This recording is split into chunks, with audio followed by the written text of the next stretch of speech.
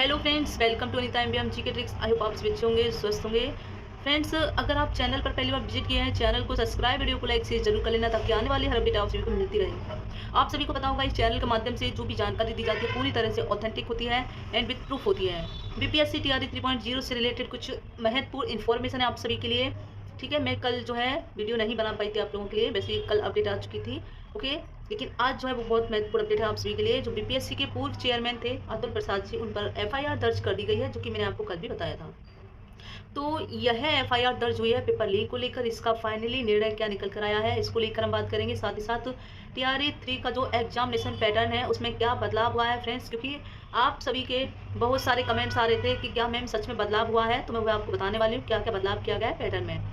Okay, क्योंकि सारी जो प्रोसेस है आपकी प्रक्रिया भर्ती की वो चेंज हो चुकी है, बदल हो चुकी है, उसमें बदलाव हुआ है, इसको लेकर भी अपडेट है। साथ ही साथ एस्टेट एग्जाम डेट को लेकर हम बात करेंगे, क्योंकि एस्टेट का जो एग्जाम है काफ़ी डिले हो गया है चुनाव की वजह से, और चुनाव है आपका 4 जून तक। तो एस्टेट आपका जो है कब होगा, कौन कौन अभ्यर्थी बीपीएससी टीआरई 3.0 नहीं दे पाएंगे, ओके, इसको लेकर मैं बताने वाली हूँ। जो भी इन्फॉर्मेशन है वो पूरी तरह से ऑथेंटिक है, आप लोग वीडियो में अंत तक बने रहना। और अगर आपने फॉर्म जो है फिलअप नहीं किया है तब भी मैं आपको बताने वाली हूँ कि क्यों आपके लिए अच्छा रहने वाला है अगर आपने ये फॉर्म फिलअप नहीं किया है।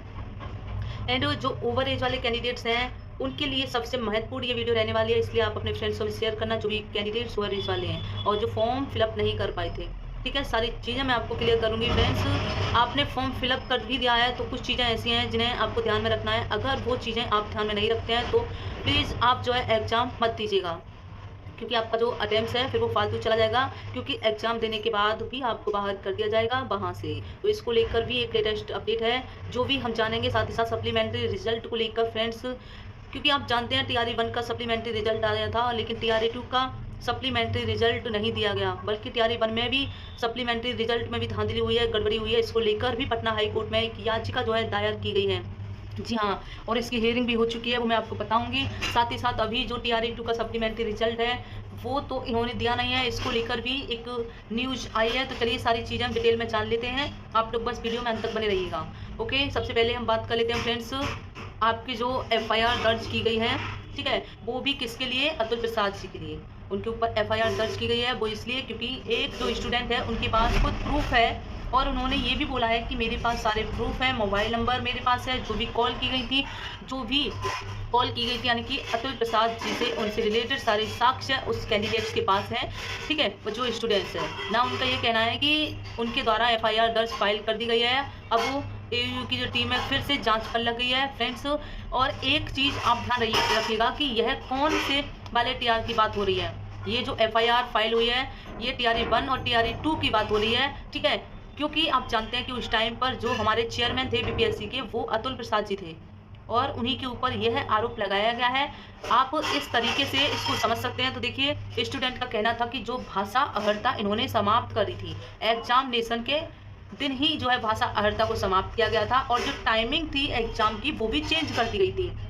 हालांकि एग्जाम के दिन टाइमिंग जो है वो चेंज नहीं होती है, बट इन्होंने जो है की थी। रीज़न था कि जिन स्टूडेंट से इन्होंने पैसे लिए थे वह भाषा में फेल हो रहे थे, इसलिए भाषा अहर्ता को इन्होंने जो है समाप्त कर दिया।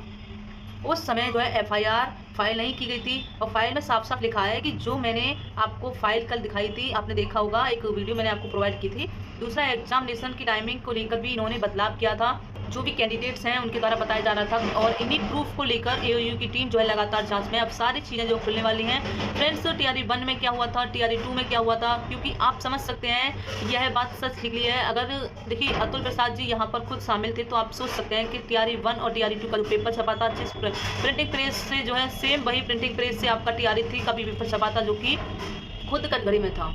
तो आप सोच सकते हैं कि यहाँ पर जो गड़बड़ी हुई है वह किस लेवल तक, किस हद तक हुई है। जब पेपर छप जाता है उसके बाद पेपर लीक होता है, तो यह हमने सुना था आज तक, लेकिन जहाँ से पेपर यानी कि जो संस्था कंडक्ट करवा रही है एग्जाम को, उसके अंदर बैठे हुए अधिकारी अगर ऐसा काम कर रहे हैं, तो आप सोच सकते हैं कि बिहार के बच्चों का क्या हाल होगा।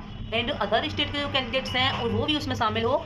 और देखिए, आपने देखा होगा कि एक तो इन्होंने ऑल ओवर इंडिया के कैंडिडेट्स को यहाँ पर एलिजिबल किया हुआ है, और मोस्टली हमने देखा था पिछली बार रिकॉर्ड की यूपी के स्टूडेंट बहुत ज़्यादा सिलेक्ट हुए थे, और इस वजह से क्या हो रहा है कि बिहार के जो युवा कैंडिडेट्स हैं वो बेरोजगार रह जा रहे हैं, जो कि एक अच्छी बात नहीं है।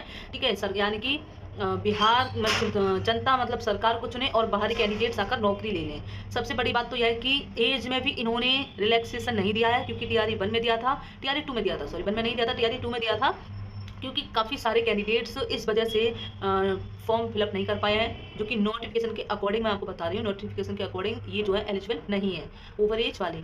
अब वो वह फॉर्म फिलअप नहीं कर पाए हैं। अब आप सोचिए उनका क्या होगा, क्योंकि सारी जो डिग्रियां हैं उधर ही किधर ही रह जाएंगी। यह सारी चीज़ें अभी भी फंसी हुई हैं, इसलिए आर्थिक अपराध इकाई की टीम लगातार जांच में है। ऑफिशियल अपडेट अभी तक नहीं आया है। फ्रेंड्स, देखते हैं कि यह सारी चीज़ें जो निकली हैं बस सच होंगी या फिर नहीं होंगी। उसके बाद ही कुछ डिसीजन आएगा, और जो भी डिसीजन आएगा आपको यहाँ सबसे पहले इन्फॉर्मेशन दी जाती है Anita MBM GK tricks channel के माध्यम से।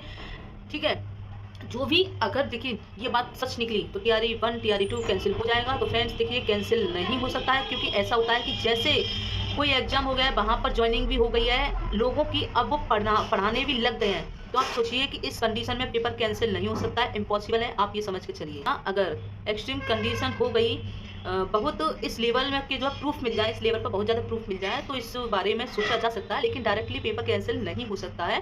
अभी टीआरई 3 में पेपर आपका कैंसिल हुआ है, क्योंकि जस्ट पेपर कंडक्ट हुआ था, उसके बाद जो पेपर आपका लीक हुआ था, यानी कि पेपर तो पहले से लीक हो गया था, लेकिन खबर आपका एग्जाम हुआ था उस दिन ही पता चली थी, तो इसलिए जो है वो कैंसिल करवाया गया था, क्योंकि जो पेपर लीक की खबर थी वो बहुत ज़्यादा फैल चुकी थी। अगर आप लोगों के पास प्रूफ था तो आप पहले भी ये सब कर सकते थे। ठीक है, जैसा कि आप सभी को पता होगा, यूपीएससी का 9534 वाली वैकेंसी में पेपर धांधली हुई थी, इसमें बहुत कर दी, 15-15 लाख वाली जो है न्यूज़ सामने निकल कर आई थी, लेकिन अभी भी जो है ज्वाइनिंग लेटर उनको मिल चुका था, फिर भी जो है उन्हें निकाला गया है। क्यों? क्योंकि वो जो है धांधली में शामिल थे, 15-15 लाख में शामिल थे।